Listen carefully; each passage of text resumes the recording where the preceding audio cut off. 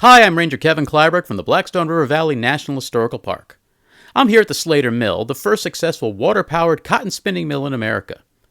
Today I'm going to answer the question, why did this happen here? Why Pawtucket? Well, in 1788, Providence businessman Moses Brown decided that he wanted to duplicate the new English water-powered textile mills here in America. And then he looked to the Pawtucket Falls about 3 miles north of his home. There's 3 reasons why he chose to go to Pawtucket. The waterfall itself provided plenty of power for his experiment.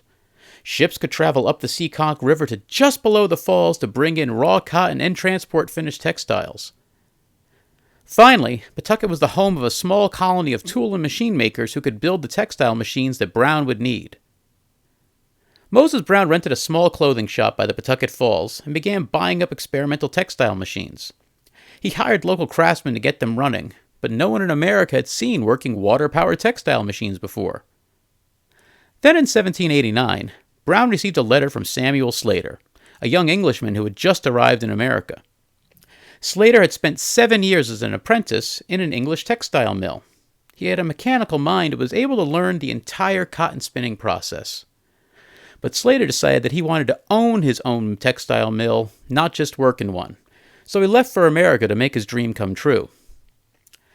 Slater was in New York City when he heard about Brown's experimental mill. He offered Brown his services, and Moses Brown invited Slater to come on up to Pawtucket.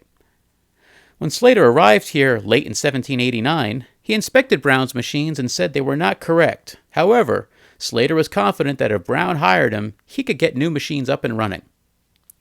It took about a year for Slater, working with local craftsmen like Sylvanus Brown and David Wilkinson, to create the new machines. Finally, on December 20th, 1790, the machine sprang to life, turning raw cotton into finished thread and kicking off the American Industrial Revolution.